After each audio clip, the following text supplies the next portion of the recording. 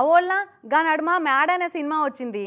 కళ్ళజోడు కాలేజీ పాపజుడు ఎల్లారెడ్డి పేట కాడ ఆపిజుడు అనే పాట లేదా? ఆగో ఆ సినిమా చూసిండ్రా? చూసిన వాళ్ళకైతే బాగా కనెక్ట్ అవుతుంది ఈ ముచ్చట. ఎందుకంటే అందులో ఒక హీరోను చుట్టూన్న దోస్తులే ఆడపిల్ల లెక్క ఆపులలో కుత్కె మార్చి మాట్లాడి ఆడపిల్ల వేరే ఆమె షాటింగ్లు చేసి ఆగం పట్టిస్తారు. లాస్ట్కి ఆ పిల్లగానికి ఆ సంగతి తెలిసి నన్నే బుగ్గగాని చేస్తారు అబ్బాయి అని మస్తు ఫీల్ అవుతాడు. అగో ఆ సినిమా చూసో ఏం పాడో గీడొకాడ జాన్ జిగ్రీ దోస్తుగానే ఓ పోరడు గదే తీర్లో మోసం చేసిండట. కడుపులున్నది మగబిడ్డనో ఆడబిడ్డనో చెప్పొచ్చు కానీ ఆన్లైన్లో మనతోటి షార్ట్ చేసింది ఆడోళ్ళో మగోళ్ళో చెప్పలేం. నెరీ రోజుల్లో ఏంజల్ ప్రియా అంజలి శర్మ అనే అకౌంట్లతోటి రిక్వెస్ట్ పెట్టేటోళ్ళనైతే అసలే నమ్మొద్దు. క్యూటీ పింకీ నాటి రోసి అనే పేర్లతోటి ఫ్రెండ్ రిక్వెస్టులు రాగానే మూసీ నదిలో తెల్ల పొంగు లెక్క పొంగిపోయినావా అంటే నీ బొంద నువ్వు దోడుకున్నట్టే. ప్రొఫైల్లో అమ్మాయి ఫోటో ఉందని మేఘాలలో తేలి పొమ్మన్నదని డ్రీమ్స్లోకి పోయి డ్యాన్సులు వేసుకుంటే అసలు విషయం తెలిసినాక మ్యాన్షన్ హౌస్ కోట వేయాల్సిందే. ఇక ఇంతకు ముచ్చట ఏంటంటే గుంటూరు జిల్లా సత్తెనపల్లిలో గోవిందు భానుప్రకాష్ అనే ఇద్దరు యువకులు ప్రాణ స్నేహితులుగా ఉన్నారు. లవరు లేదని తోటి స్నేహితుల ముందర ఫ్లవర్ అయిపోతున్నాం రా అని గోవిందు ఓసారి భానుప్రకాష్కు చెప్పుకొని చాలా బాధపడ్డాడు. దాంతో భానుప్రకాష్కి క్లెవర్గా ఆలోచిస్తే ఓ దుర్బుద్ధి పుట్టింది.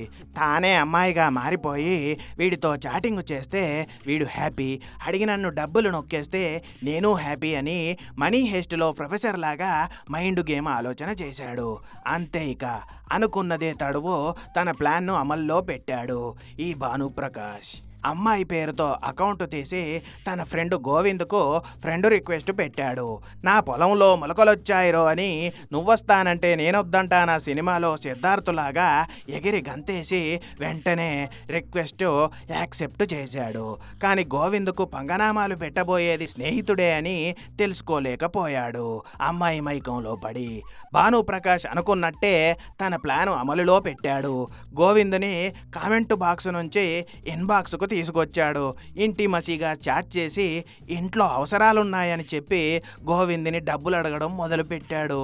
వెదురు కర్రనంటారు బొంగు, నన్ను అడిగింది నా డార్లింగు, కిడ్నీలు లివర్లు అమ్మైనా సరే నీకు డబ్బులు ఇస్తాను బంగారమని 30,000 రూపాయలు ఇచ్చి పంగనామాలు పెట్టించుకున్నాడు గోవిందు.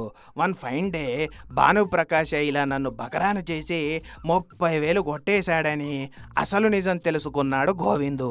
ఇక అంతే అతడి దగ్గరకు వచ్చి గొడవ పడ్డాడు. ఎంత నమ్మాన్రా నిన్ను, నన్నే మోసం చేస్తావా నీతి లేని టూ అని తిడుతూ నా డబ్బులు నాకు ఇవ్వకుంటే నీ మీద పోలీస్ కంప్లైంట్ పెడతానని వార్నింగ్ ఇచ్చాడు. దాంతో భయపడిపోయిన భానుప్రకాష్ తన ప్రాణాన్ని తానే తీసుకున్నాడు.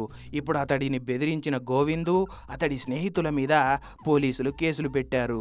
సుడూరి చదువుకోమని అవ్వయ్యలు కాలేజీలకు పంపిస్తే పోరలు పడుతున్న కథలకి ఇట్లున్నాయి. ఉత్త పుణ్యానికో పోరడు ప్రాణం తీసుకునే ఇంకో పిల్లగాని బతుకు కేసుల పాలే. దోస్తులను ప్రాంకులు చేస్తే అప్పటి మందం నవ్వుకునేటట్టు ఉండాలి కానీ బతుకులే నవ్వుల పాలు అయ్యేటట్టు చేసుకోవద్దని ఈ ఇద్దరు స్నేహితుల కథ మనకు చెప్తుంది. ఏమంటారు?